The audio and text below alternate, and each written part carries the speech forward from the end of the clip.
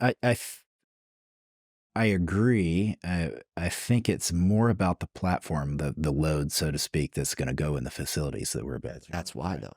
It all Right. we're talking about the same thing, Right. but As it all there's ends up in one competition place. for power, as people start to become more focused on how much power, how much water is this industry using? What are we getting out of that societally? Regulation will come on top of that. Regulation and oversight. That's what I'm saying. It's coming. It'll probably hit, in my mind, it'll probably hit the platforms and then trickle down into our industry indirectly. So I don't know that the government will come straight after us, They'll but go after the they'll go platforms. after the platforms and say, hey, XYZ, what are you doing? We need to make sure that we control your growth and control your impact on society, which will have a downstream impact on us. I don't think the government's going to get involved in, what kind of air handlers are you using in your data center beyond where they're already at with efficiency regulations and guidelines, compliant, things like carbon, that. yeah. But it'll be more platform focused, which will impact us. I think when you think about AI, unbelievable technology with immense current impact on society. Who knows what it's going to be like in 10, 20, 30 years? And we're building the infrastructure that's going to fuel that. So as we learn those hard lessons through the implementation of all these AI products, that is going to impact whether our market waxes or wanes over time. I think it's going to maintain an upward trajectory just because, in addition to the AI, all the standard cloud loads and just data gravity is going to increase everywhere. So we're not going to see a slowdown, but it might just be a little bit more controlled and contained growth once it gets to a certain point. That's my guess, and I think that'll come from government regulations on how AI is going to be the new currency. Whoever has access to the best AI platforms that allow them to work faster, more efficiently, with less resources, more intelligence, they're the ones that are going to hold the keys to the kingdom. So the government's going to go there and say, okay, you're getting too powerful. We need to slow this down. We need to do some things. And I don't know how that translates to exactly what I do for a living because I'm not an AI guy. I build data centers that the AI lives in, or whatever the product is going to live there. But I imagine that some of those pressures on the platforms and the hyperscalers that are developing those platforms will at some point be felt in our arena. All right. Well, I think from a mainstream perspective, though, what I believe is I'm seeing more articles written by groups that don't talk about data centers. They're not tech rags, magazines. Now you'll have New York Times or Bloomberg or other groups like that are really focused on the financial aspects of economy that are using terms like data center. And data center was not on the lexicon of most people. No, it wasn't. But that's the part I'm saying. I believe that. Do you know how long it took before the automobile was adopted by more than 25% of the population in America? I don't, but I imagine it was a while. Well, it was between 35 and 38 years. It took more than 40 years before we adopted the second utility ever created, which is electricity. So, we created electricity during the second industrial revolution, same time that we created automobiles. And the second industrial revolution, just to put it in perspective of how old that is, the second industrial revolution ended at the beginning of World War I. So by then we'd already established these multiple utilities. Electricity took 40 years before 25% of the US population adopted it. And think about how long it took before we adopted televisions or how long until we adopted telephones. 18 years before the telephone was adopted by more than 25%.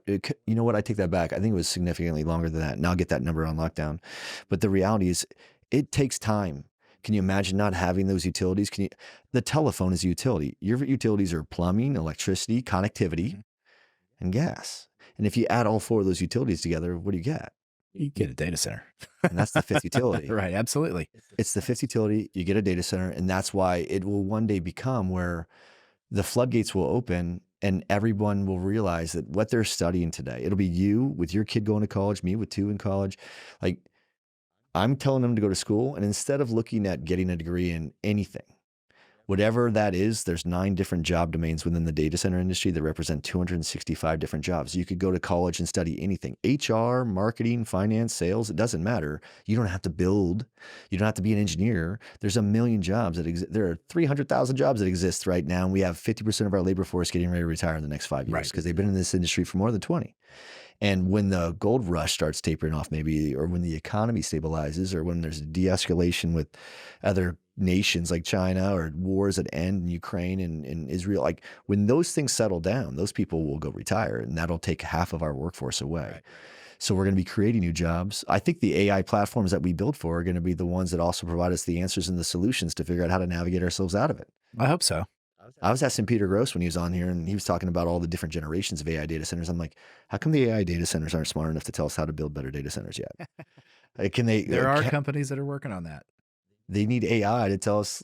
Don't you think that we'll at least reach a point, a time in which we'll trust technology enough for the answer, not on all things in society or civilization, but like on fact science, Well, absolutely. I mean, on all objective I've facts? recently been on airliners that are fully fly-by-wire. You want to talk about trusting technology? Yeah, no That's it. So you talk about the time frame of adoption. When did the iPhone come out? I want to say it was like 08, 09. It took 13 years before the smartphone was adopted by more than 25% of the Yeah. US population. And now everywhere you go in the world, everybody's got one. Some have two. Some have two, right? So the speed at which that adoption has happened for this new industrial revolution that you're referring Think to about is You were at Meta. insane. Took 5 years before, it took 4.5 to 5 years before Meta had 100 million users. It took TikTok 9 months to reach that. It took ChatGPT 5 days. So we are adopting technology faster than ever before. Right. And what you're talking about is like, I think AI is, the engine for AI is a data center, but every app you touch leads back to it. Everybody every day as a consumer is touching a data center. They just don't know it. If your kid is at home playing video games, data centers all day No, long. 100%. Yeah. If you're watching Netflix, you're watching anything, any eyeball content, video caching that you're streaming, data centers. Anybody listening to this podcast? Data centers. It's running That's through right. data centers. Everything. But nobody realizes right now that at the end of everything, the roots of all technology, the ground that it sits in is a data center. And we're just trying to harvest the stuff out. And what we have to do is educate the industry on what this industry is. So let me ask you this, and this is something I've struggled with understanding. I think I understand it from a business perspective, but from this discussion, these things we're talking about, I still am not in the light. Data center has been, the industry at large has been so secretive over the years. For what reason, right? And then I mean, I get it. There's supply chain challenges. You know, you want to keep your technology safe and secure. Intellectual property, all those things are important. But I think we've done ourselves a major disservice when I see all the protests in Northern Virginia regarding data center development, and people are focused on just a couple of things there. And I'm like, man, we have missed an opportunity over the last however many years to really educate our youth and the residents in all the areas where data centers are popular about the benefits. And this is what it does. I remember I used to tell people, you know, hey, at all hands meetings, I would say, hey, raise your hand if your family's been affected by cancer. How many hands go? Almost everybody's hand goes up in that discussion. And so what you're building here, you may not understand it, but what you're building here is the engine that is going to provide us the knowledge we need to develop a solution, maybe not a cure, but a solution for cancer someday. So when you're turning that screwdriver and you're making a decision whether you stay safe or not, or if you're going to, you know, show up halfway or show up 100% at work that day, think about that. You may not understand all the IT and everything that goes on in this facility. I know I don't. You know, there's probably nobody that understands the entire big picture of everything that happens there. But you've got a part in something that's going to change the world. And that message needs to be preached. Kids need to hear it when they're thinking about what they're going to do for a career. When they look at, you know, oh, am I going to go to work and be a construction worker? Or am I going to go be on Twitch and play video games and, you know, and make a lot of money doing that? But if you give them that mission and purpose, kind of going back to that leadership concept of what are you struggling towards? And you say, yeah, you can go be on Twitch and you can stream. And there's a place for that. And people need to do it. There's entertainment. I'm not knocking it. Or The other option is you can jump on this train and you can change the world. And when we're more open about what we do and more open about the opportunities that exist, I think you're going to find solutions to that workforce challenge, and you're going to be able to scale as we have the gray retirement or whatever, The the silver silver tsunami. tsunami. That's the term I was looking for. When that approaches, you're going to have people who want to jump on and do those hard things because they believe in what could be, and they're not focused on all I this can't agree potential more. negative. There needs to be like, do you ever hear that story? Was it John Glenn who was at NASA and he walked up to one of the janitors? It was obviously a much older gentleman. And he walks up to him and he shakes his hand. He's like, nice to meet you today. What do you do here? And he goes, I'm putting people on the moon. And he was the janitor, Right. right? So, I mean, like you That's right. have to build something Yeah. to where people know, like, I'm contributing to society. I'm doing something that's significant. Absolutely. And I do agree with, this is the best kept secret, this industry. I think that a lot of kids are going to school in engineering, like, I'm going to go be a mechanical engineer and design this. And like, we could take you on, you could be on the construction side. How many mechanical engineers you have, that are like, I actually don't want to go work on machines, or I don't want to work on a mechanical system. I want to go build something, and understanding the mechanical system allows me to build around it faster or something. But I'm a big fan of, I've hired people with every background. I mean, look, I almost feel like your IQ is not as important as your I can in this industry, because what we build iterates so much. I mean, think about what you were building for the last 3 years. Do you think that's the same type of product you'll be building in 3 years from now? No, absolutely Not even close. So what good is the experience? Now, what I need is experience. No, thanks. Even talent sometimes. No, thanks. What I need is creative personality. I need someone who's willing to go in there and be like, all right, we're going to do this for the first time. Let's figure this out. Yeah. And that is not for everybody. No, it's really not. It's really not. It's hard. The tech companies have done a great job of finding those people, bringing them in, retaining them.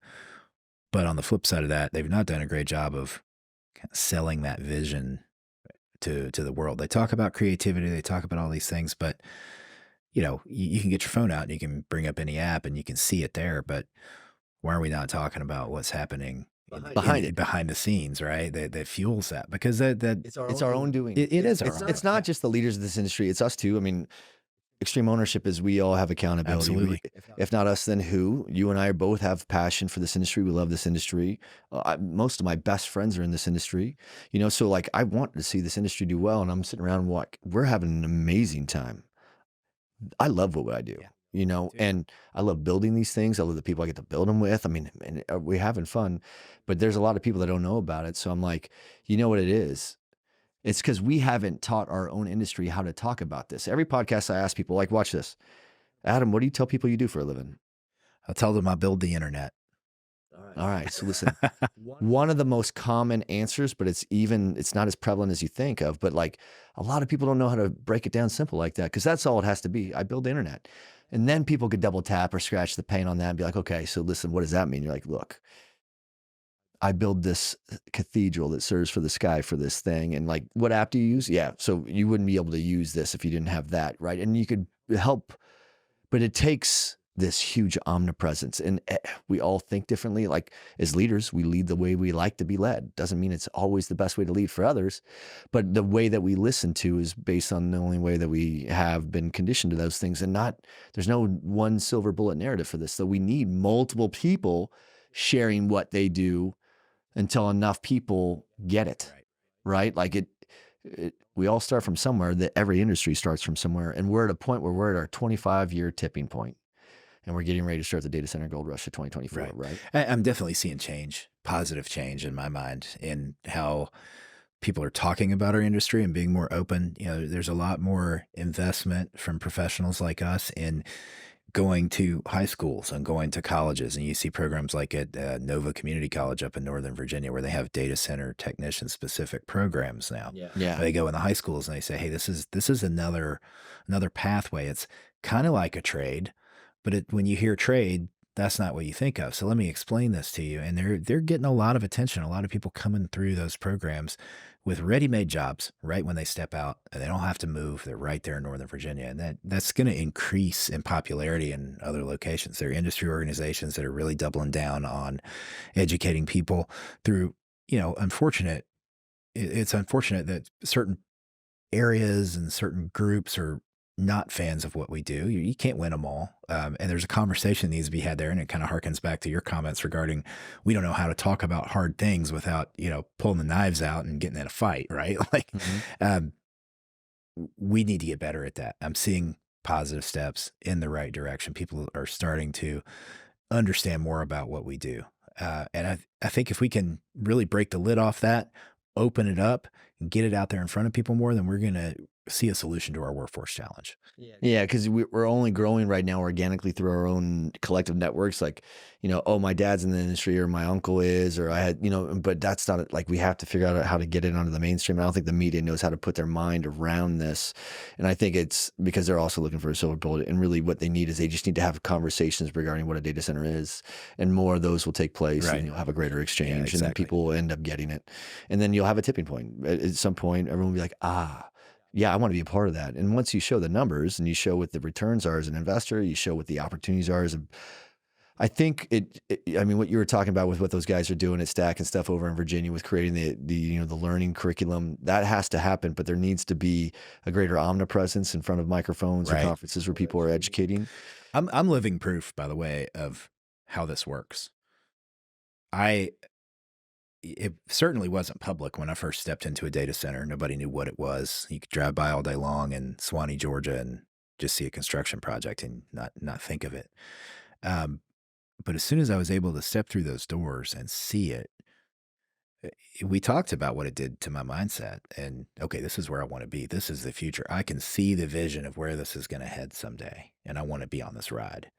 That's the same experience we need to try to replicate That in the excitement. schools, in the universities, in the So trades, everywhere, so people can have that same kind of epiphany. Like, if it strikes you and you see the benefit and you see where it's headed, maybe you wanna get on this train too. because that's an intentional thing. Like, we got into this industry not because of, but in spite of, on accident almost. We got exposed to it based on immersion, where we were on a program or we worked for someone who's like, oh yeah, you're going to go work on this tech program. And that's how we got into it.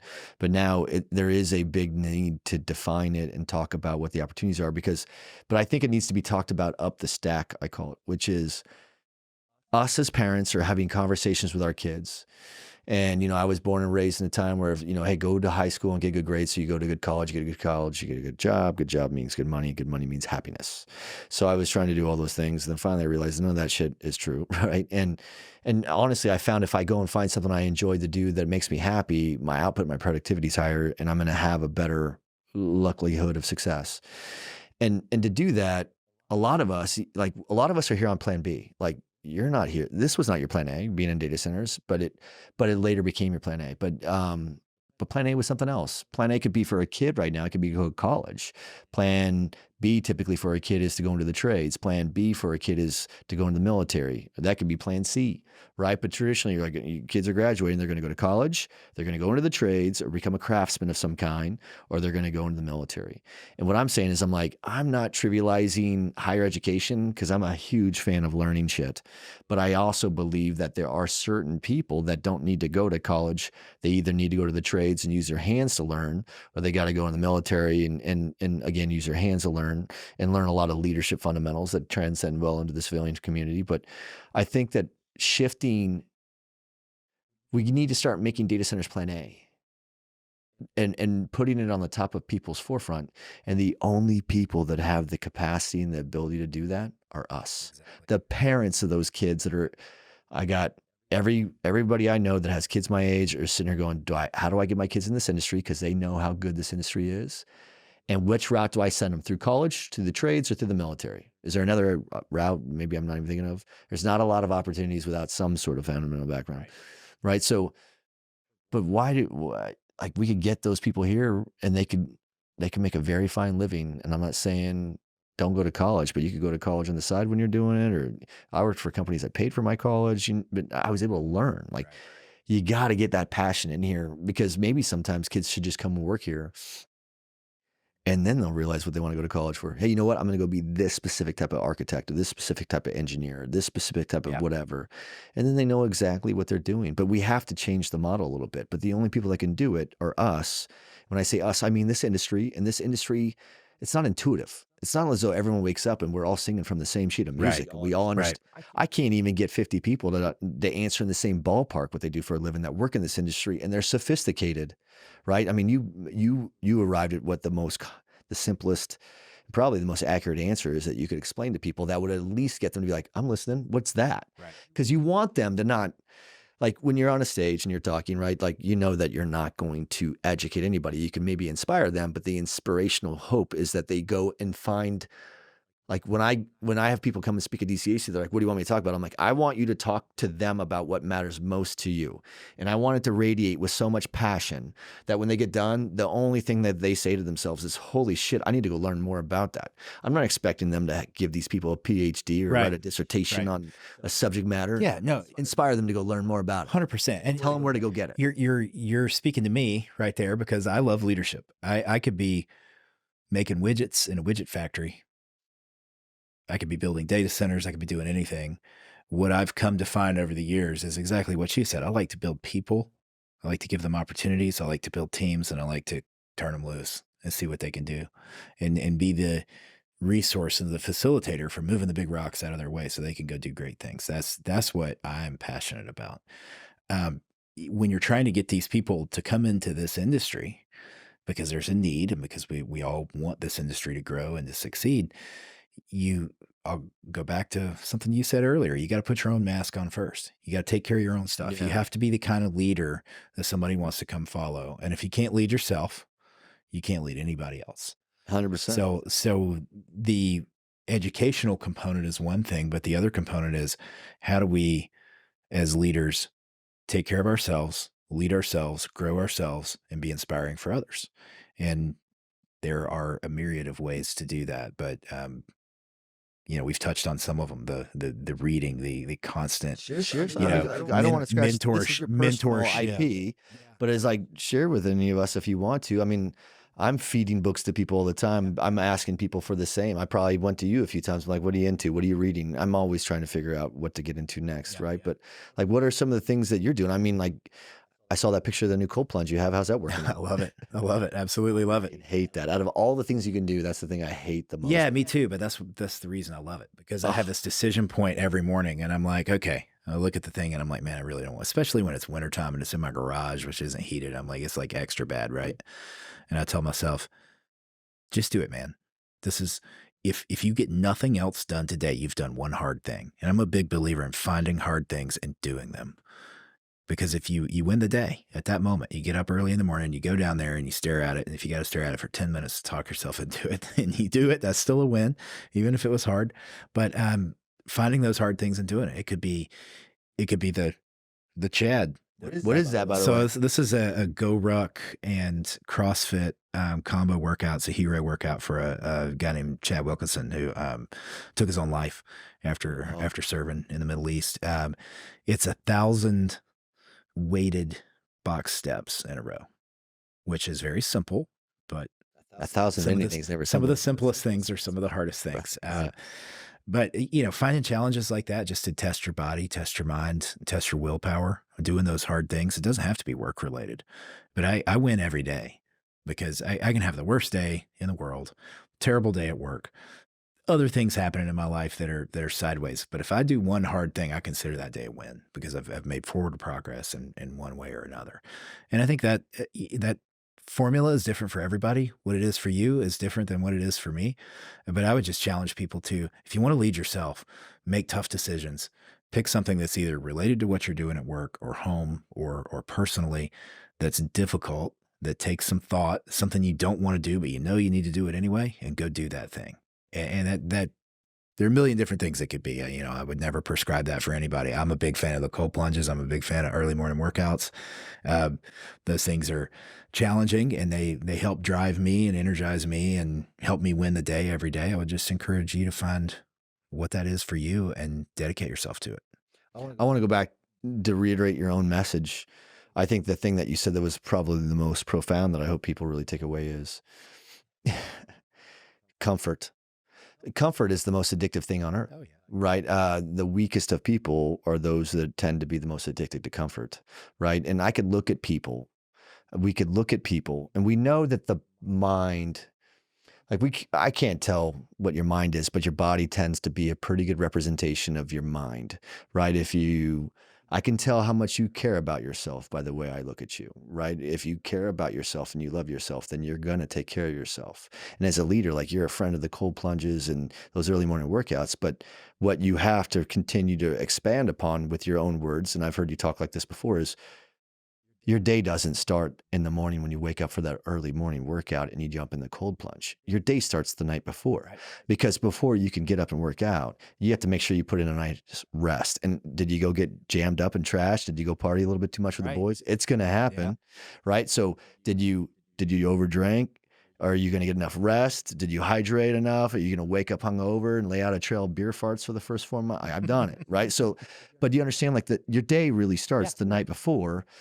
So like the mindset that you have to do, it changes. Knowing that you're going to do an early morning workout just changed your entire day because you anchored your entire day around that win. And I think also when you have those missteps and those bad events, the night before, whatever, being able to have a distinct moment where you hit that reset and say, okay, past is past. I'm going to do something hard now and I'm going to get myself back on the right foot. That's great. That helps too. And those two things can work together.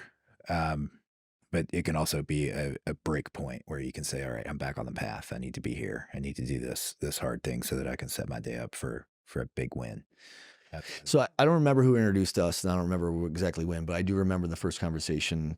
When I talk to people, and I get the opportunity to talk to a lot of people, right? And I get to be around some of the most incredible, luminaries of this industry, as well as some of the up and coming ones that are going to really be the people that move the needle the most.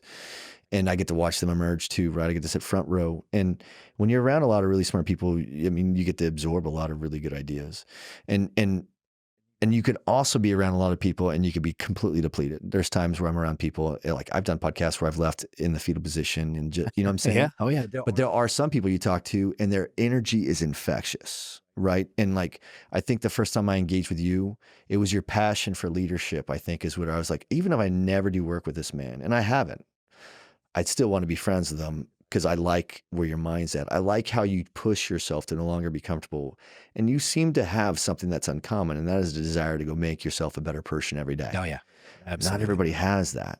But the value I find in being around those people, so I do believe that you're a product of your environment. I want to be around people that want to talk about building businesses and building a generational wealth and helping create a healthier version of themselves and building other leaders. The fifth level of Maxwell's leadership is how it's not measured on how many followers, it's how many other leaders you could create, and how many leaders can those leaders create, and so on and so forth.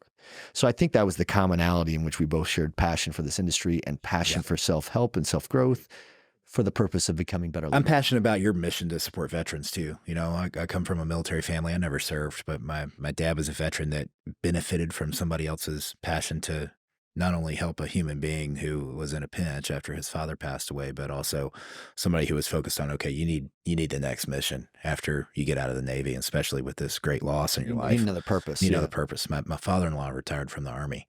My uncle was in the Navy as well. Like I'm a patriot. I love this country. I love everything about this country, warts and all. And I think our greatest asset is the people who put their life on the line for it every day, and finding companies I can work with. And I got a whole host of them who that's their core mission. It's not about the business. It's about how do we take care of the people who sacrifice for us and give them opportunity. How do we do that? Like that is something that I'm really focused on. Do me a favor. And, for the people that are listening, I want to give a shout out to these guys. You introduced me to them at the G Summit when I was in Baltimore. You were already, this is a couple months ago. It was the guys that do the porta potties. Yeah, G.I. John's. G.I. John's. Yeah. What a cool name. I got to meet a couple of those guys just briefly, but their video that they had, man, I get to work around people like them that inspire the shit out of me. I was watching them, watched their video. And when they inspire the shit out of you, then they can clean it up too. Yeah. Well, look, what do they do? Lay out a quick narrative. So they're a portable sanitation company. So they do porta johns, they do sinks. They really do kind of anything in that realm, and they're also very creative. They're problem solvers. So Pat and Will own the company. Both were Marine Corps infantry officers, served overseas, and they came back with a passion for, hey, let's figure out how to support veterans. So they pull veterans into their business, they give them jobs, but they also have all kinds of great programs. So if you're engaged in business with them, you can ask specifically for what they call Gold Star toilets, and they put a toilet out on your site, however many of them you want, with a Gold Star flag sticker on the front of it, and 100% of the proceeds from that individual unit goes to the Travis Manion Foundation to support Gold Star families through their programs. Awesome guys. Let me tell you, the best service you could ever imagine. That's one of those things on a construction site that you just, as a construction manager or a GC, whoever, you just don't want to think about it. It just needs to be right, and it has to be right all the time. And when you start having problems with your toilets don't run in your trailers, all the way to your porta-johns are, dirty or damaged or graffitied up, whatever the case may be, morale goes down, safety goes down. Everybody is unhappy. You need them. Yeah. I mean, look, we You need need these 'em. things anyways. These Might guys- as well give it to a group that's Yeah. They're doing a lot. They're supporting giving vets. jobs to veterans. They're giving back to veteran communities. Yeah. And they take that ethos of the Marine Corps, improvise, adapt, and overcome, and they figure out how to get the job done no matter how difficult it is, and they always do it right, and they always do it well. They're, of all the people I've ever worked with at any trade level, those guys have got to be up near the top. They're fun, they work hard, they play hard, they're just great people. So I didn't get to see that side of them, so I believe you. I got to see the full-blown Marine side, Oh, and yeah. those guys are fun to watch too, because like when they're giving their deck, if something's not right, they're beating themselves up in the middle of that too. Oh, But yeah. you could see that, we all have a cousin that's like that Marine type of thing, you know what I'm saying? So I really love those guys. And at some point when we do business in markets that they're in, they're the only partner we'll use for those types of things. And we hope to help them scale if they come west, from where they're at and shit. But we try to do a lot to help. Almost everything that we do within our ecosystem, the first question we have when we have a need is there a veteran-owned organization that could offer the same level that we need at the standard that we need it at? We won't compromise the standard, but we will go help try to find groups. And if they can't meet that standard, we'll use the best option we can in hopes that we could still continue to partner with these groups and cultivate and guide them in a way in which they could reach that standard. And I think that we are brother and sisters keeper. I think all military companies try to do their best to look at that. There's some people that, they're still human beings, right? So I partnered with coffee companies that you just have a lot of people that have been burned by other groups in the past, and they're just disenchanted and they just don't want to engage and partner with a lot of shit, and that's unfortunate. But that's a part of the effort that we have to help the veteran community. We have a 501c3. We do a lot of shit to raise money for that, and we normally give our money back to other nonprofits. Every now and then we'll help, like I think last month we helped pay somebody's mortgage, or the month before that, car payments and shit. But we're really trying to help, groups that are they're designed for only one purpose, where my business is designed for, it's got one purpose and it's got one mission. I only care about two communities. That is it. And I say that very bluntly to other people. So when I talk to people, I'm like, if they're not in the service of this industry, then that industry doesn't matter. It doesn't mean unless I understand what the technology impact is on the data center community. So that's a good leadership quality, by the way, because you have to have a specific focus. If you can't be all things to all people. I see a lot of organizations, similar in nature to yours, who can't figure out what they want to be when they grow up. And they'll do everything. But when you narrow that focus and you get in the right groove and you provide that impactful service, you think Pat and Will at G.I. John's ever thought they were going to be the shitter boys? The Ayatollahs of shitters? Yeah, exactly. I don't think they ever thought that. But that's not their mission. That's the vehicle for them to achieve their mission, right? Yeah. And that's important. So, yeah, great people. And I try to do the same thing. Anytime I have a decision to make, I'm always looking at.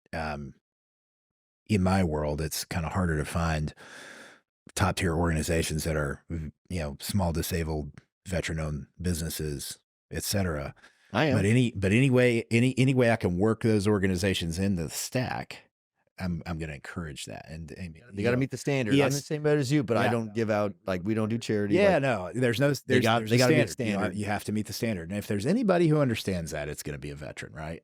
And they know they've got to hit the standard. They hold each other accountable to different standards sometimes too. Yeah, exactly. We don't like watching them use that valor as an opportunity to gain position and then not honor that. Exactly. Right. Well, just like any ecosystem of people and organization, in the military, you've got some great leaders and you got some bad leaders. Human. People are people, and organizations are the same way. So even at the most elite level, right, set the standard. be clear about the standard, enforce the standard.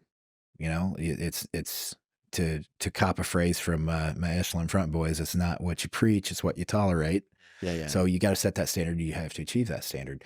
And if there's a way to, in that Venn diagram, to have those things overlap where you can achieve the standard and you Win. can make bigger impact beyond just achieving the standard, then that's how Mutually accretive. how it wins. Yeah. That's perfect, right? So, walk me through, like, there's some other things. I know that you invest a lot of time in yourself. You may be one of the I don't know many other people that are so laser focused at becoming a better version of themselves as you. A lot of people are comfortable. Again, it's easy to, like, hey, make plenty of money, man. My kids are this age. I'm gonna go do X, Y, and Z. I get it. I mean, like, we're all in different places in our life, different stages of our life. The circumstances in everybody's lives change, but at some point, it's not if, it's when we all partake in these journeys in which we have to eventually level up. We tend to go to a place like, why does anyone ever leave a company, right? When whatever they were paying you, whatever the opportunity was, it was good enough at one point to get you there. You were probably extremely inspired and excited to get there. At what point are you no longer that? Did you outgrow that? Was it something on the external side, or were you just not given the opportunity to grow? Whatever it was, you were leaving, right? And that's a part of human nature. We're trying to figure out how to understand some of those things a little bit better, but it's not normal. A lot of people aren't designed. We have not been the education system in general, not to poke holes in the education system, but it was originally designed, the model that exists today, to create better factory workers, right? So, and that makes sense because during the Industrial Revolution, when we started homogenizing education, we needed a construct that made it easy for people to be able to learn. We needed to find people that were coachable so they could come out of high school and go into some sort of manufacturing opportunity, perhaps. But one thing that happened was, the way in which we were learning was eroding, maybe. I'm not poking holes in all those things, but there's got to be a whole nother way to address. Like, there was a time when I was getting started in the industry, and there was GE, probably before high tech was, before high tech and energy were the biggest companies in the NASDAQ, or it was always like GE. You had to remember, GE was like, you get a job there, you had a job for life, right? And then Neutron Jack would come in and start thinning the herd by the bottom 10% every year. But there seemed to be, like, it was normal. People would go work for a company and they're like, I did 20 years, 30 years and shit. And that was something like, cool, man, that's a stable thing. But the reality is businesses are built like machines. And some machines are designed to where once you have that machine operating and you're at an enterprise level and you've been institutionalized or industrialized as a business, then it's no longer really, it's not led anymore by the disruptive change agents that pioneered the industry or pioneered the business to be disruptive in the first place. Now you bring on people that are analysts and have a lot of, Ivy League spreadsheet power, and they come in and they just teach you the customer is no longer who walks in the front door, it's the shareholder. And now they're just figuring out how to have an annuity model retirement based product. And that's not fun. I mean, but you need those too, but then you need someone else to go poke holes in that. And that's how you iterate and move the industry up and advance the industry. But there's not a lot of time that's put into our industry. Grew so fast, depending on which analysts you read, let's say we're growing at a 20-point CAGR annually. Well, you don't really, as a business, unless you've designed your company to scale at that volume and velocity, because I mean, I'm growing by triple digits every year. I'm sure that most companies in this industry can report the same type of gains. The rising tide lifts all ships. But what happens is you kind of get into the growth spurt where, when you're a business, you have to ask yourself, do I want to stop and create an incubator platform that's designed for training? To take people like, hey man, are you outgrowing that position? You're not happy there anymore. You're no longer inspired by what you're doing. You don't feel maybe safe with what you're doing. You're not fulfilled by that in any way. That's fine. Let's cross train you so we could get you at a different level to where we want to keep your shit here. We want you to be a part of this. Have you worked for companies that do that? No. No, I think I've worked for companies that say they do that and say they want to do that, but in actuality, they don't. What happens is, when that person burns out, they rip out and replace that person like another broken piece of a machine. And then they go, okay, I'm going to get that machine. Like, a human is a battery. It's a storage of it. You could put that battery in and you're like, It's in a charge or a trickle discharge sort of speed. There's a finite amount of cycles, or I could only get so much, and you get done looking at that, and that battery is going to expire, and then you're going to have to replace it, and you'll probably lose a quarter or two of output and productivity until they ramp back up to, and you have to decide that's the model that we're going to design and engineer our business to, where we're going to have known setbacks. It's like, bro, how many data centers have you built? How many times did you have to put inclement weather into your construction schedule because you cannot anticipate Every the every frozen? time. Okay, but that's contingency. You're like, look, there's going to be rainy days where I can't dig trenches, or I can't pour concrete, or I can't seal the roof, or whatever. Because does that make sense? There's always something of contingency, and you have inclement weather. You have these allowances that you put into your scope and your schedule, right? Right. Okay, well, it's no different than us, right? And I think that what you have is you have you have businesses that are growing because we're in windfall opportunities, and they're burning people through. And what those people are doing is saying, like, the juice ain't worth the squeeze here. So I'm going to go work over here because I'll make more money. And if I suffer there, at least it's worth the money. But I'm maybe not fulfilled by what I'm doing, but at least the juice is not worth the squeeze because I'm getting paid proportion to the value of how much I suffer, right? So you're just having a lot of people shifted around in the industry. And I'm like, why don't we try to help build platforms that allow companies to offload labor and into an incubator where we could cross-train and redevelop and train them and put them back into the market where they can be fulfilled by what they're doing. And it pencils out more efficiently to that company because now they're getting a resource that they feel that they're paying in proportion to the value they bring. But I feel that makes everybody happy. The person that gets a new job gets happy. The company's paying what they should for the resource that they're getting.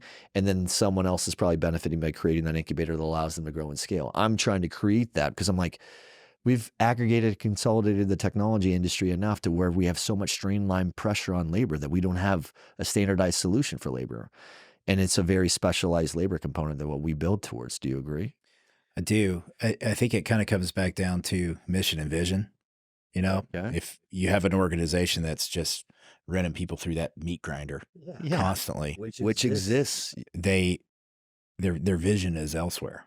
So it's kind of, again, back to that. That's not a negative. What do you want to be when you grow up, right? Do you want this to be a part of it? Because it negatively impacts the overall culture of the organization if you have this component over here that's just interchangeable human batteries, as you described. And that right? part is horrible. And that poisons everything. So like you said, splitting some of those components out and having an ecosystem where the mission and the vision is different, and that's okay. And we're going to supply this process, this product to this other organization that has a different mission and vision. That's good. And maybe you can develop your mission and vision within your organization if you're a big company that's suffering from this cycle that you speak of, to have a more engaging approach for everybody. I mean, my personal path, the reason I've made changes, every step I've taken incrementally has been better for me and my family, financially, mental health wise, everything. Right. But that's not why I made these changes. I made changes because I wanted to experience something new. I wanted to grow. I wanted to learn. I saw opportunity to do those things. And this latest one, I wanted to take a bet on myself and say, okay, now the culmination at 46 years old of everything I've done and all the knowledge I've gained, now I can apply it to something new. And I want to try that. So kind of creating my own mission and vision for Can we talk a little bit about that? Yeah. How much, and I know that you guys are in stealth mode of some kind, probably, Yeah. because you guys are emerging and you have a lot of talented people over there. And I mean, I'm not even sure if I'm allowed to mention names or any of those things. And I know that you guys are going to be growing and building an amazing team. What can you tell us about TA Realty? And I don't want to push too hard. Yeah. So TA is, obviously, I read the Data Center Frontier press release when you left Google. right. So it was a big deal when you left Google, right? And everyone was kind of trying to pay attention to where you're going to land. You landed. Help everybody understand what that translation was. Yeah. So TA is a 40-ish year old real estate investment platform. Got into data centers a few years ago, decided to do it in-house, right? So we're assembling a team and building a team of development, design, and construction professionals to deliver our data center platforms. We've got a couple of different products that we're working on. Can't really be too specific about that. You probably did see. There's a press release. There's a press release about one. We got our first big lease signed last year in Northern Virginia. It's very close to my house, which is nice. So nice. Get to keep an eye on that one pretty closely. But a lot of irons in the fire, a lot of things moving. Just really trying to build the right kind of culture, the right kind of program, and do some big things in the industry. I mean, I know that sometimes in these early stages, like the narratives around what's the mission or what's the purpose or, what's this and what's that. But was there anything behind that? What was it specifically? Because I know that like you have a very, very thick pedigree. You worked for one of the largest data center operators in the world before you worked for two of the largest hyperscalers in the world. And you had probably 1,000 options of what you wanted to do. And you probably didn't even have to leave where you're at because you were one of the most influential people for some Yeah, of the no things that they were complaints doing. about Google at all. Yeah, yeah. If I was complaining, it was a total first world problem. So Look, I got to go to my first Google Partner Summit type of thing, and I was literally stunned at how much power that they bring in Yeah. from their partnerships. yeah, it's fantastic. Holder, Turner, Whiting, Turner. I mean, I forget the names of all the contractors. Cleveland. There was a million groups. There's probably only a couple hundred people that were there, but they were incredible people Yeah. that have built a lot of amazing things. There's a I lot got of to spend some gravity time with there. Dave Moody, founder and CEO of Moody Construction. That's awesome. Awesome guy. Incredibly inspiring story as well. My very first construction project, that bank project I told you Atlanta? about, Moody was on that. It was like What a a good dude. four-way joint venture, and he was part of that team. So I'm pretty going to cool. have him on. I've asked Oh, him to yeah. come on, and well, his story was pretty inspiring, and I really like people that inspire others, right? So I think that he should share his Yeah, story. he's an amazing guy. And he's built something incredible with his He company. really right? has. So, but why them? Why TA and not EIEIO? There's I mean, you're 1,000 right. developers I right certainly could have had a lot of options. When I started kind of getting the itch to go place that bet on myself and try something new, I set some criteria. I said, I want to be early. I want to be very early. I want to be able to write the script, and I want to work with the kind of people I want to work with. now. So let's unpackage that. So you're like, I want to be early. What does that mean to you? Because that means to a lot of people a shit ton of risk. That's part of it. Yeah. My risk appetite has changed over the years, as it does with anybody who's You're paying an attention. 800-pound gorilla right? now. Back when my wife started her business, I was able to provide the stability to let her take a lot of risk. And once that got into kind of a stabilized place, I could increase my risk tolerance. So that Very was part of nice. the discussion there is, hey, I think the time is right. And I wasn't actively looking. I had, you get people peppering you every now and then. Yeah. Somebody reached out and I asked those questions. I said, what are the people like? Got some intel on the people. Okay, seem like pretty good people. Obviously, I'll have to meet them and feel them out and see if we click. What's the opportunity? What are we actually going to be doing? Okay, this is something I know how to do. You know, in some regards, I'm taking a step back and doing some things I haven't done in a long time. But then there's a whole other world on the other Well, side you're of in that. start mode. You're wearing 10 hats. Exactly, and that's energizing and exciting to me. I said, I'm ready for this. I want to do it. I want to expand my knowledge. They're a real estate firm.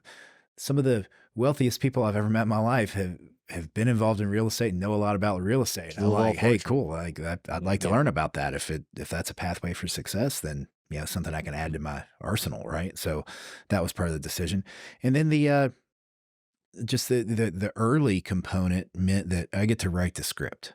I wanted a place where I could go and I could make impact and I could write the script. I could build the kind of culture, build the kind of organization, and really run things the way that, not to sound egotistical, but the way that I think they should be run. And that's what an executive position is all about. Like, you bring your vision to life in the real world.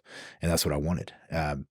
Those three things intersected with TA when they came to me, and I worked the process. And I was like, man, I really like these people. I like what they're trying to do. And I think I'd like to join this. Was the whatever the product is, was that code locked by the time you got there? Did you have an opportunity to influence what the product was going to be? That was part of it as well. So I say the product, and let me paint with a broad stroke with that, right? Because I believe that we talked about this industry's growth and all the things that changed. And man, I love this industry.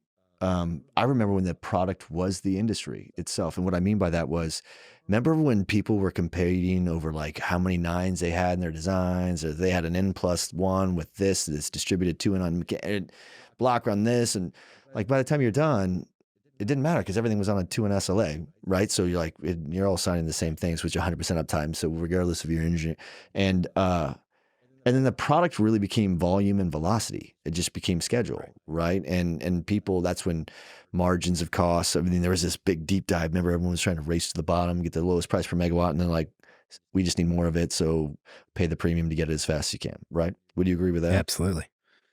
So the product now, I feel, is really delivery teams, and the product is the transparency and the predictability that you can find in the teams that could deliver product. Right. The product Right. that I want to build, like I'm again, like I told you, I could be building widgets in a factory somewhere in wherever. The product I want to build is high performance teams. Get the right people aimed at the right problems to achieve what our customers need. I'm agnostic to what that solution is, and from an engineering perspective or a construction perspective, what I want to do is build the right kind of team that's fun, that's easy to work with, that challenges themselves autonomically, and can really do big things. That's what I want to build. I want to build the kind of environment that I want to live in. Like you said, a leader leads the way they want to be led. That's exactly what I'm trying to do. Like replicate It's all the tough. best things that I've experienced in my career by building the right kind of team that can go out and execute. I think that people underestimate how much they think. Like I've talked to people and they're like, oh, they think that with the higher the title, it's just like more power or something, or that's bullshit. What they don't realize is just a higher responsibility and a bigger kick in the ass when you don't do right, you know? Right. And I'm like, no, man, it's the higher you go in leadership, the more of a burden you have because now Absolutely. you're a greater impact to soul. You know? People's lives are in your hands. Their Yeah. livelihood and their mental health, their physical health. You can run people into the dirt if you want to as a leader. What are some of the other things that you're constantly doing to iterate yourself and get better? Yeah, so faith is important to me. I'm a Christian and I attend church and I work on my faith constantly. It's never over. It's always a project. That's something that gives me strength. It helps me keep going. I mentioned not wanting a roommate and wanting a wife. So my wife and I, we have a very close, very special relationship. I'd stack it up against anybody's in the world and Sure. back that with threats of a fist fight, but she's awesome. And, we really work hard to invest in each other in every way possible. Those things we talked about the physical aspect. Like I'm in a journey right now trying to kind of future proof myself as I'm You look a little bit getting a leaner. little older. Last Yeah, I'm losing some weight, getting stronger. Working with a performance fitness coach to help me with that. Another aspect of leadership is you've got to be invest in humble and yourself. you've got to seek leadership in areas where you might not know how to lead yourself well. So you got to go learn that skill. And that's what I'm doing with my fitness coach, and it's paying off. They work on the diet too, or just Yeah, everything. It's Okay. holistic. nutrition Yeah, and all that? it's all of it. They get you on the right vitamins and everything. Everything. Yeah. It's amazing how much vitamins make a difference. It really is. It really People is. don't realize that. And, information is power. So being able to find somebody who's going to guide you down the path of, all the blood tests, all the different tests that you can go through and really get a holistic picture of where you're at and how those things somebody who understands how those things interoperate. Mhm. That's way outside my wheelhouse. Right. And I was talking to my coach. I met him through another coach that my wife and I use. And I said, look, like in the beginning here, as I'm trying to get off the ground with this, I just need you to tell me what to do. Like, I don't, because I Yeah, overthink everything. I don't You need to give me reinvent a fire. piece of Just give me what paper works. with it says, do these 5 things every day and you're going to be on the right path. That's what I want. And that's exactly what they do. And it's exactly what's worked for me. But now the scope is starting to increase where it's like, okay, in addition to these 5 things, here are some like mindset changes, some visualization you can do, some different things. So seeking out coaching in any area where you want to grow, I highly suggest that to anybody who's listening that wants to level up in their life and spiritual coaching, whatever your beliefs are, finding somebody to invest time in you and that you can learn from. Physical coaching, mental coaching. If you're a business leader and you own your own business, finding an entrepreneur coach, any kind of people who have been there, done that, who can help guide you down that path. That's something that I've seen a huge impact on my personal life and my professional life in the last couple of years, really investing the time and the money because it's not free and it's not cheap, but investing those resources in that has paid off in, multiples. I do love that idea. And I do think like for some people, they don't know where to start. So sometimes you do like Jesus take the wheel type of thing. Give me some guidelines Yeah. and let me execute and then let's iterate off that. I'm a big fan of those things. I also caution a lot of people on the coaching side of it because a lot of people use it as a security blanket or a crutch. And then they, sometimes those coaches that you get into, look at their business model. It's designed to get sticky with you, and then they don't want to package you up and fix you and heal you in 3 months and then send you on your way. They'd rather get as sticky as you can. So I sometimes look at this and go, sometimes people grow so accustomed to the comfort that they get of being told what to do, and they just simply have to execute against it. It's harder to flip that switch. Yeah, that's not a long-term solution for anything. Yeah, And that was a discussion I had with the fitness and performance coach specifically, as hey, it needs to become automatic. And I need to increase my knowledge so that I can adjust things myself at some point. And that's the path that I'm on. It's not just a, force feeding of, hey, do these 5 things. And, how many places you look on the internet, you see a get rich quick scheme, hey, just do these 3 things and you'll be a millionaire instantly. Or how many people just buy 1,000 coaches and are like, these are going to solve all my problems. Right. Like, no, at some point you have to have the discipline to maintain those standards and practices. And you also need to be selective in your coach. You need somebody who walks the talk, somebody who's been there, somebody who's done it, somebody who's experienced this, somebody you can actually learn from.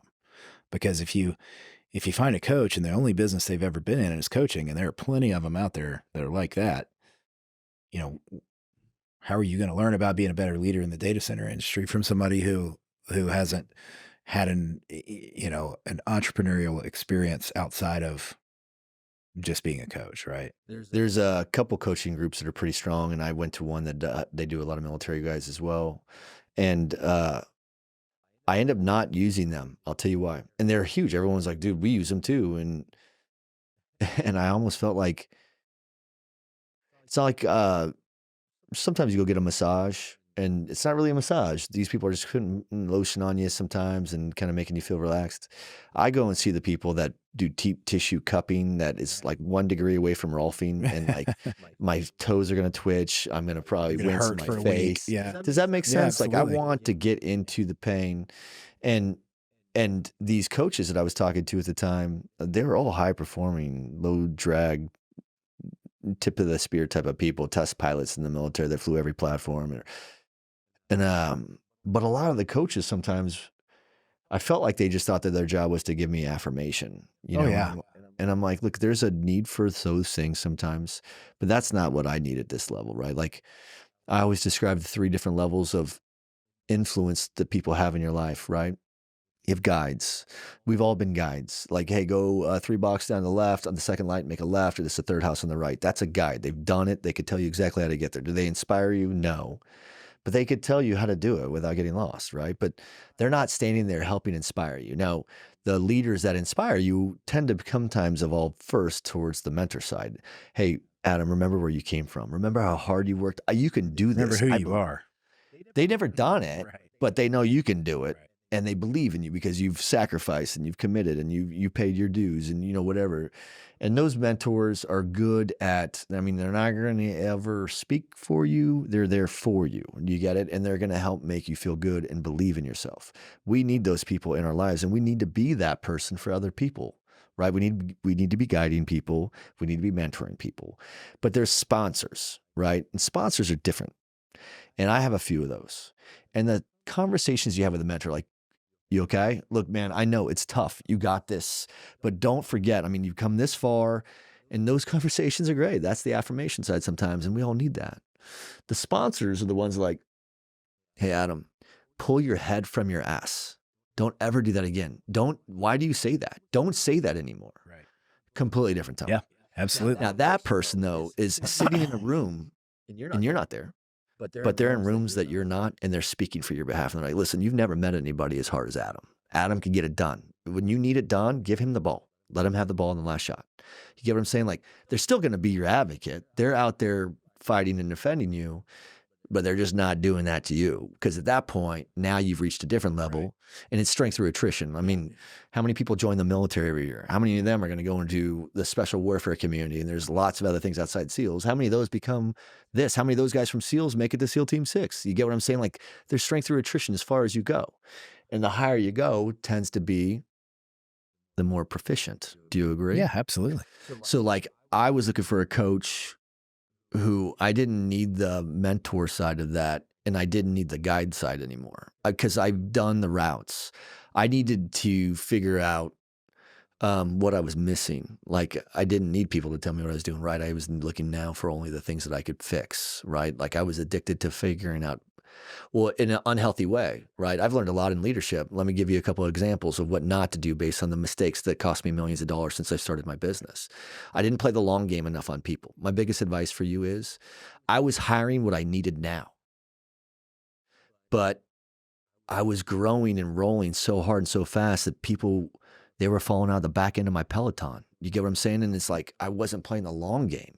Hire the person that you think can still fulfill that role in 3 years from now. Right. Yeah, And I exactly. wasn't. Exactly. I was hiring the person that could get me through the next 18 months or the next 4 quarters or whatever it is. And then I'd have to look at these amazing people and be like, look, it's not you, it's me. Like I need someone that has been able to do these things before. And when I needed this, you were perfect, but I need this now. Can you do that? And if not, I got to stopgap and fill that. Right. There's a deficiency there and I have to fix it. And objectively in business, that can be where the pain and the rubs take place. And sometimes that could have a negative impact on culture. As a leader, play the long game as many people as you can. Don't make the mistakes I've made. Absolutely. Look, you have to make a certain amount of those. You have to have those scars, right? You have to be betrayed and have your heart broken or whatever it is. You have to, as good as you are, as badass as you are of coming in early on budget or schedule, or all, like, just be ready for, you can't do it all. It's not you. You're not an individual contributor. It's people that, I think that, the other advice is you have to let people feel safe. And when I say safe, it's safe from failure, right? And not just safe from asking the stupid questions, but like, hey man, just don't make that mistake again. That cost us 50 grand. Now, if you go in my pocket again, we're going to talk about it. But like, now do we all learn what not to do? And this is Tuition payment. Yeah, but you have to communicate those things incredibly efficiently because a lot of people, again, with mistakes, they look at mistakes as failure. They make it, or failure as being wrong or as losing, and then they hide from that. They try to minimize it so people aren't aware. And the reality is we celebrate that shit. I'm like, hey, let's all learn from this mistake together, right? And like, it doesn't matter what the mistakes they've made. Everyone on my leadership team could take all the mistakes that they made and add them all up together, and it'd still be, it would have cost our business less than the mistakes that I've made. Do you get what I'm saying? So I'm like, what do you have to worry about? You're the one that's going to be making the mistakes that aren't rounding errors. Those are real ones that you got to go to an investment committee and be like, hey, you remember how I told you it was going to be this much per meg? Labor rates, cost of commodities, whatever it is. Maybe it's someone's, maybe Trump's the president again and goes and says shit to China about, tariffs on steel. And next thing you know, you have to use FRP for everything because you can't get bids on steel to last more than 12 hours, But I've seen these pressures that take place. The role that you have, I've kind of sat in that chair. I don't operator before the line. That is a thankless job, and there is no good deed that will ever go unpunished. And it is a gun from the client on meeting the date-related motivation behind the schedule in which you have an SLA that you have to honor, and then you have the supply chain saying, or what? Or what if I don't get you those? You know what I'm saying? So you're like literally selling into the entire ecosystem. I remember in Virginia, I was trying to convince companies like they could go bid on the Cyrus One project or the Vantage project or any other project because that's the headquarters that's the mecca of our industry, right?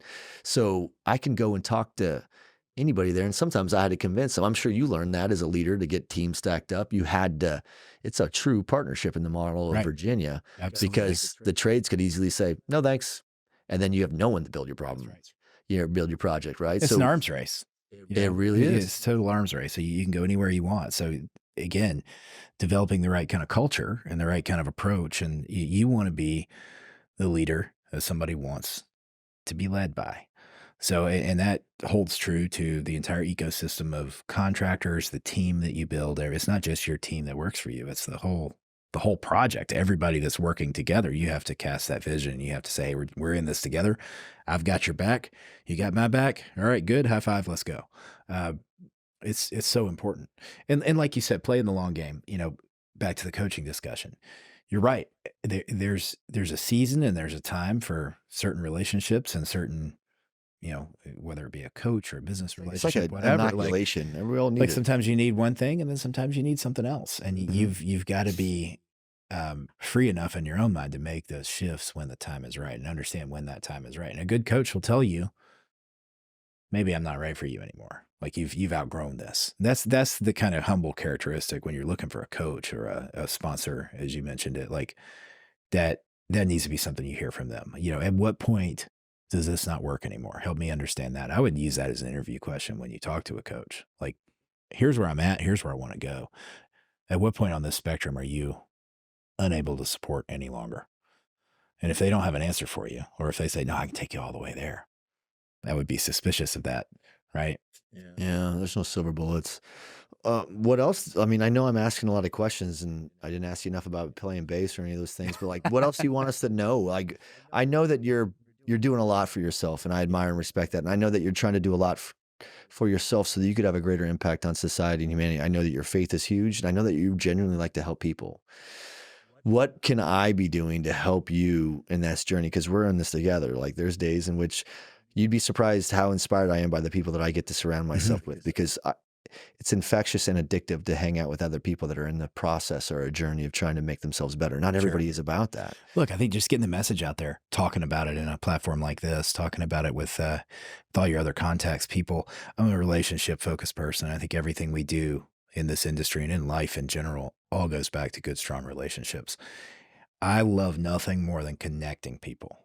So if you could do something for me after this podcast, connect me with the 3 people who pop in your mind as people I should know if I don't already know them. And I'll do the same for you.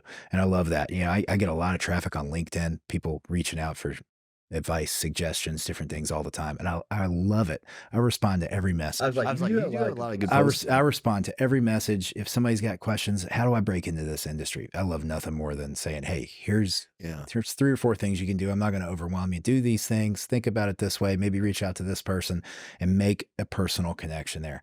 You're nothing without your network, especially in this business. So you could solve a lot of challenges, supply chain challenges, relational challenges, whatever, just by having a good, strong network and be able to do business fast and share information back and forth in a trusting manner. Um, so yeah, that's something you could do for me, is just, Keep just helping. just a few people you could introduce me to that you think I should know if I don't already know them, and we'll go from there. And I'll do the same for you. And we should all be doing that for each other every single day. I think that's one of the most important things of this industry, and I think it's one of the reasons why I love this industry the most. Is it? I feel like it polices itself pretty well. Like, we see dipshits every now and then, but I don't see them very long. They kind of get thinned out every now and then. There's not a lot of places to hide if you're a piece of shit. Sometimes I feel. You'll get passed around a few times until finally people just figure it out, right? And I've seen plenty of that. I'm sure you've seen some of that too. I like how the industry kind of tries its best to kind of look out for each other sometimes, and there's a lot of people that invest heavy into that, right? And I try to tend to spend most of my time with those that are in the service of helping others. Right? There's always something greater than yourself. I only care about 2 communities: the veteran community and this industry. People that are my best friends are in this industry. I learned, I've been in this industry longer than I've been in anything else. So I've learned more. This industry has changed me more than what I did in the military, what I did as an athlete. And that's okay. It's a really healthy thing. It's a positive thing. I love this industry. What do you tell people to try to recruit to get people into this industry? What is it that you would message to them?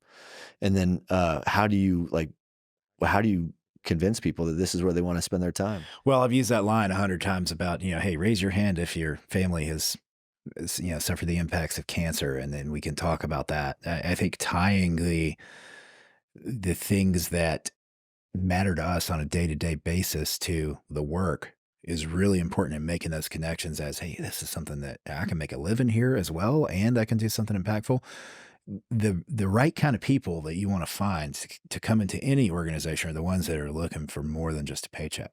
They're looking for growth. They're looking for opportunities, purpose, even if it's their own purpose. Like, That's okay. I'm here and I want to go here. I want to be able to buy a house, right? Good purpose. Like, cool. I want to help you do that. And while we're on the way, you're going to be able to do a lot more than just buy a house, So being able to tell people, you have these other goals. Here's some bigger goals. These things intersect in this industry. So that's the conversation I have. I am headed down to Virginia Tech here in a couple of weeks to lecture to some construction management undergrad students. And I definitely plan on really selling this industry pretty hard for these smart kids who may know about it, may not. Talk about the interesting things that we're doing and the potential impact on society and how you can be a part of that and you can achieve all the other goals that you have in your life is a really great way to kind of set the hook on people. And then to reel them in, what you've got to do is really focus on that cultural aspect, because everybody wants to go work for Google. Everybody wants to go work for Meta. Everybody wants that big job. But there's so many other organizations that are really trying to build the right kind of culture to bring people in. And, work is not a family. I really don't like it when people talk about work as a Not a family. former When's the team. last time you fired somebody from your family? Probably never.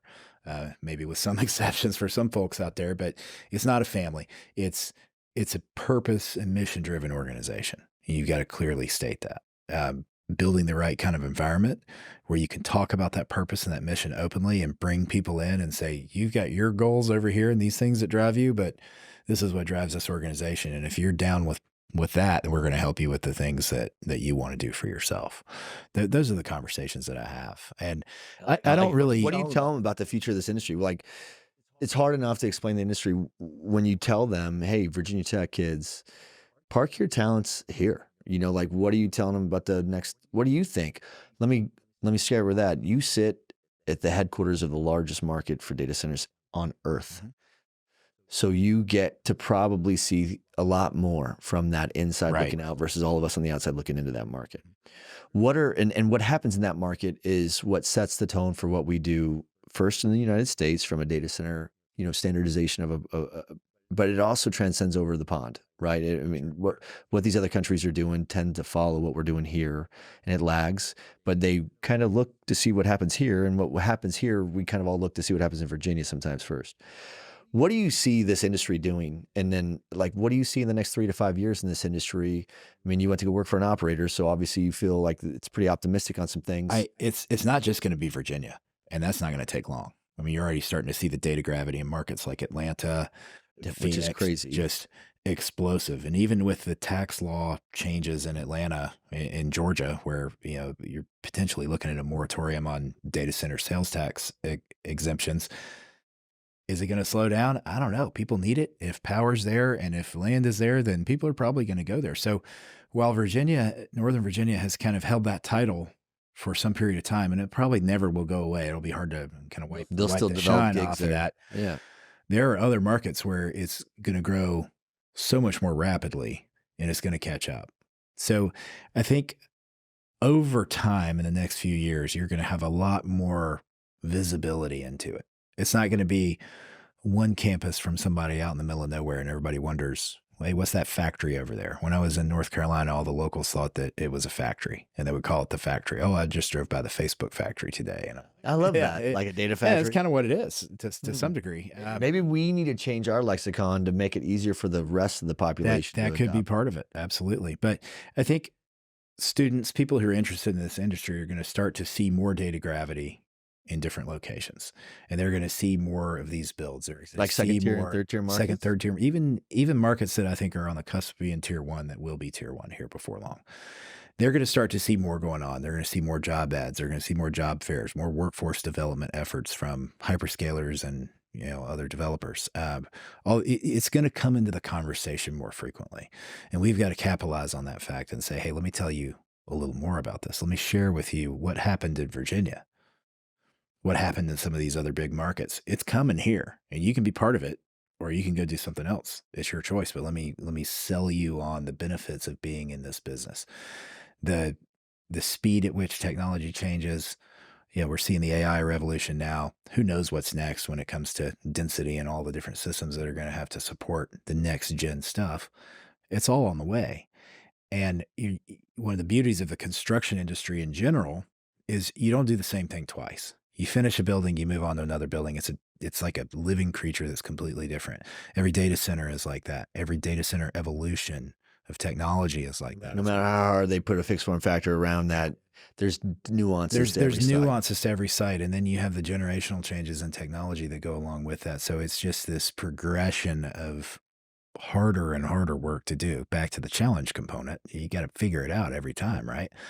You've got to find the people that resonates with, and it takes open and transparent conversation. I don't get a lot of cold calls from people who don't know anything about our industry, which is a little concerning to me because I would love it if somebody said, hey, I don't know anything about data centers. Like, tell me what this is all about and why I should I don't know at the altitude and airspeed that you were an hour trucking at now. I don't know if you have to realize like your title matters. You're going to Yeah. be Yeah. No, unapproachable to you're a lot right. of people, so I could see how it would be intimidating. But you also do a really good job of engaging directly, proactively with the LinkedIn community. So you could probably draw people in and make them feel more comfortable. That may be something that you don't see a lot of that senior leaders that are trying that generation is still peekaboo, right? Where this is why it's a secret. They keep it all on lockdown. The reason why this industry was so secretive for so long is because the product was the design and everyone thought Exactly. their IP was so special until everyone is like, I don't give a shit what your product is. How much can I get of it? And when can I Cooling and get it? power and a lot of both. Yeah, it's all the same. At the end of the day, you're all into an SLA. So what are we talking about? Like, just how fast can you get it, and how reliable are you to tell me you get it in that time? Because I'm ordering all my equipment to go inside that building to fall in line with what you're doing.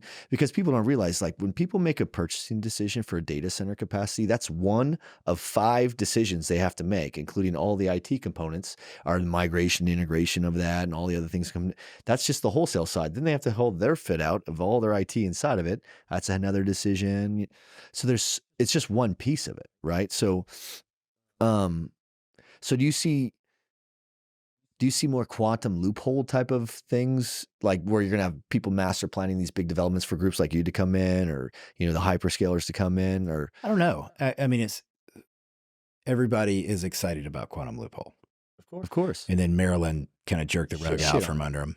yeah. But I had Snowhorn on here trying to fight that. I know. And I know I don't think it's as bad as everybody thinks it is. There are always ways around problems and ways to negotiate problems and solutions. If it wasn't, then we wouldn't have jobs to do, right? So, do I think there will be more of that? Somebody's going to follow suit. Somebody. Yeah, I did. I'm not sure how popular it's going to be in the immediate future, but That's a long play. it's a long play. But once Josh and his team show That it works. that it works, Then it's a tipping point. yeah, then it's the Herd seams the are herd going to blow mentality. out of it. Right. It's you just have- like when one of the hyperscalers shows up in some rural area, it's like everyone other data follows. centers grow up like mushrooms around there almost immediately, right? It's the Burger King model. Right. They just chased McDonald's. They did all the demographic studies to figure out where they had the best traffic patterns. They put their shit there. Burger King's like, must be good. Put one around there too. Yeah. I mean, And that's it the way to works. do it. And It works. and it'll work in this industry as well. So I think we'll see it. It'll be lagging behind. There need to be a couple of good, solid examples of success before people really start doubling down on that kind of model. Yeah. I mean, like, man, you say that, and I agree. It's going to take time. But I just went through how long it took for us to adopt automobiles, to electricity, to cell phones, to smartphones, to the But internet. all those time frames are 9 shrinking years. over time. Do you see what I'm saying? So as you're talking about, like, it's going to take time, I'm like, I think the demand for power will accelerate Right. these coordinations. When I say it'll take time, I don't mean it's going to take 20 years. it's going to take I mean, 2, 3. 2, 3, 4 years, like Yeah. a couple of good iterations of success on a job like that, and then it'll happen. Once now, the one of those power, you mentioned power. I think that one of the trends in the industry is going to be energy as a service. Is really, I mean, there's so much talk about SMRs and everything else associated with that, but I think whoever cracks the code first on energy as a service that can unlock land and facilities that have previously been unattractive due to the power story, that in my mind is the next really big step that this industry is going to take. I think it's not just energy as a service. I think it's natural gas, distributed natural gas generation plants as a service versus like diesel. But I agree with you 1,000%. So much so that Yeah, like one level up from there is what I'm thinking. The energy piece, I'm not specifying where it comes from or how it's generated, but plants. energy as a service, and then there's a whole set of competing efforts there, and we'll see who comes out on top. I'm working with some groups right now. We'll be definitely very much involved in the delivery of distributed power generation plants on the natural gas side. Yeah. So we're working with a couple different groups now. I'm actually going to my first gas engine conference in Miami at the end of this month. And I've never been to any. I've been to data center conferences, but I've never been to that. But now I'm going to those conferences because I need to go educate myself on that side of the world. Well, and that whole side of the world needs education from you as well, because they hear about it, but they don't really know what the opportunity is. I think Yeah. once those two things are working in sync, it's going to be big. I mean, I think I read recently that data centers consume approximately 2% of all the power delivered in It, the United States of America. And I know that's probably yeah, I not saw that one. super accurate, but 2% There's is a lot it, it compared to the rest of industry and private use and everything. And in actuality, that number may be greater than 2%. yeah, so there's a couple different studies, and I've heard, again, if you're sitting around with like a Dean Nelson or someone like that that has just access to everything in terms of everything. So, but they were throwing some things out there, and you have two competitive forces over creating the narrative to define the way it's perceived, Mhm. optically. So they're like, some are saying we're using too much, and some are saying no, we're not that bad, and we're good stewards, and we're putting, like, look at what some data center operators are doing. They're putting energy on, like I was aligned. We were building a lot of capacity in Phoenix, but we were tying it back to the grid. So if SRP wanted to run those engines during brownouts in the peak of the summer, then they could, and Align would get a check as a rebate for moving the needle to the left. And that's going to be much more prevalent, right? Cogeneration stuff. Yeah, So it'll be interesting to see how that market develops. I'm a big believer in nuclear power. me too. I know you are. Uh, I don't think to date the U.S. Navy has ever had a SMR accident aboard any vessel or any ground-based test units And or we've ran anything. submarines in the ground. We still don't know how to Right. reactors. So we obviously know how to do it right. Yeah. Somebody does anyway. And I hope that technology makes it to land-based systems to help us out of this grid crunch that we're in. But It's really not technology. It's the mental conditioning that we get in the military, where you are just trained for so much, so hard, to have such a massive appreciation for the risk and the dangers, that's one right? of the reasons Navy guys are absolutely the best when it comes to facility operation in our industry, because they have that mindset. They know how to follow a process. They know how to stick to it. They know how Very to make linear things in go. thought. It is a linear thought, and MOP, SOP driven, right, and our industry, I think, could benefit from a little bit more flexibility there. more abstract. But that's why not every single person is a Navy Yeah, dude, yeah. right? And Like, you look, got other people and other influences, but there's nobody better. I mean, I countless Navy nuke ops operators people. that I've worked with over the years, and they're just they're awesome.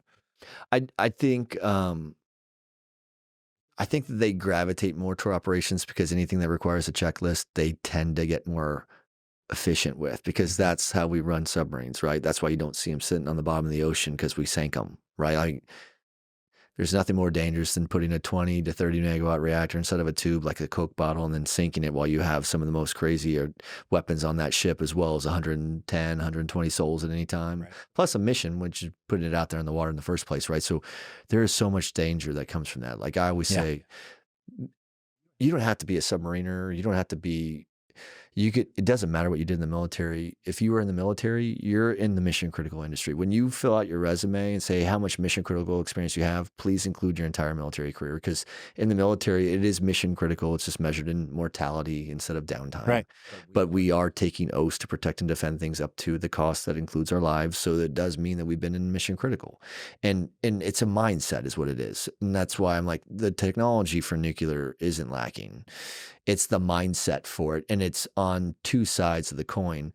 There's the optics that the media once created that married nuclear weapons with nuclear energy. So all things nuclear were bad.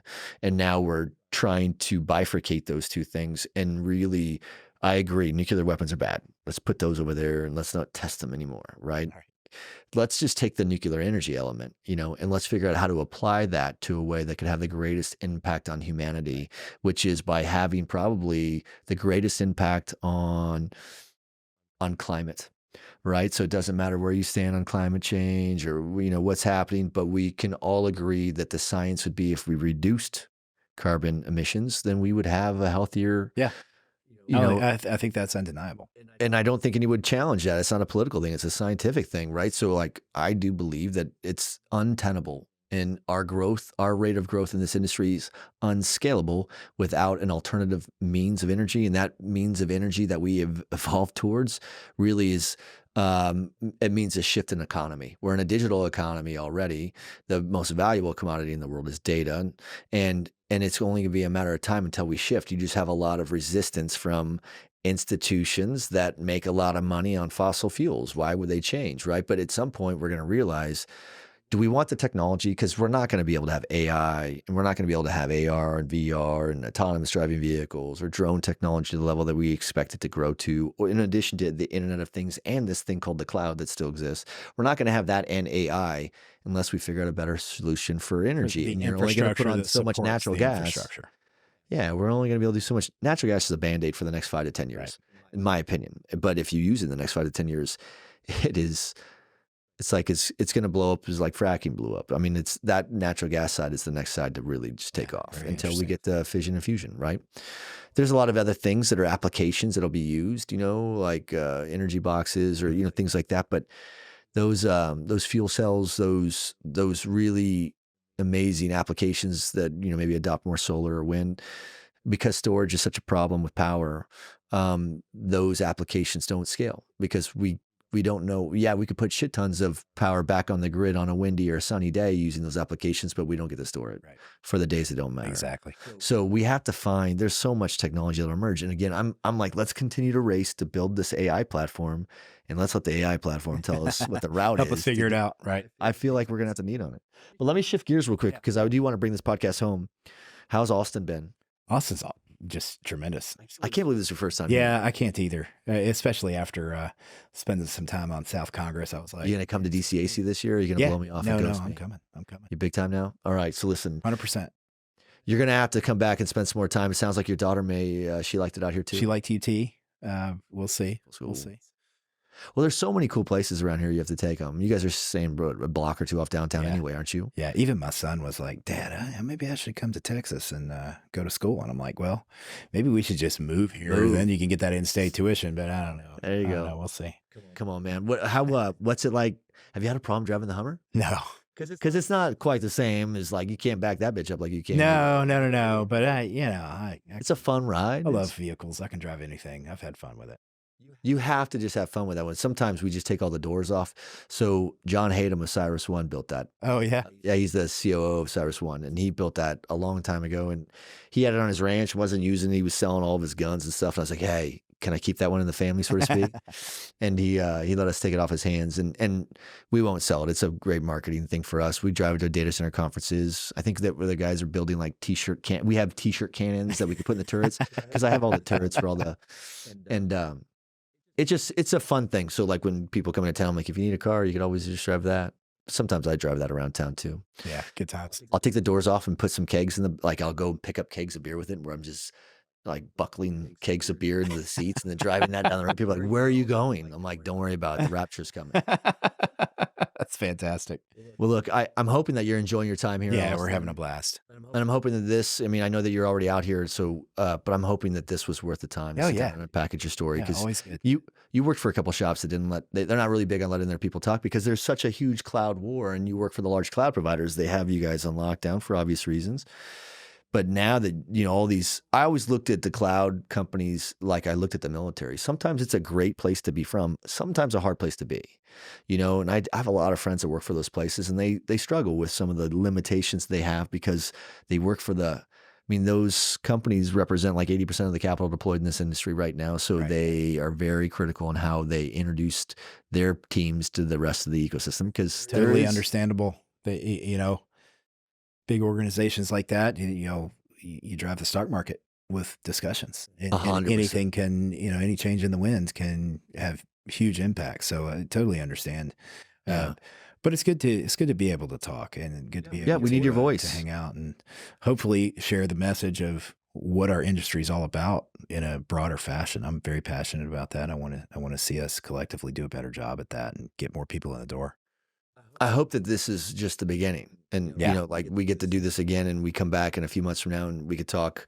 Maybe by then you're able to talk a little bit more freely about some of the things that you're doing and then some of the side projects and things that you do to help contribute to society. Yeah. Let's continue to use those. And before we get to DCAC Live this year, you're obviously always welcome. We'd love to have you come, but I also understand sometimes you're in your blackout mode right now until you come out of full stealth. And I get that too, but at least be present and come join us as a Yeah. guest at the I'm conference. definitely planning on being there. So I look forward to seeing you here in a few months.